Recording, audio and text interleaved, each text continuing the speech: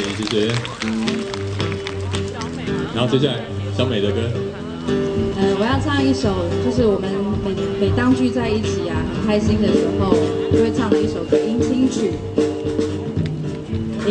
你们可以跟我们一起跳舞，摇摆也可以。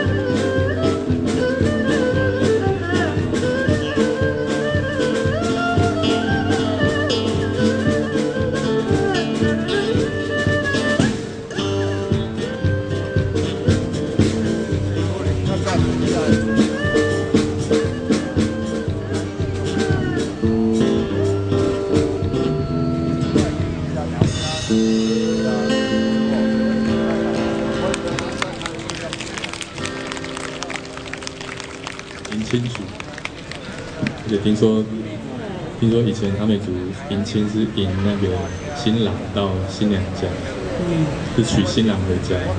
我们是因为母系社会嘛，就是男方嫁到女方家，女方对入赘。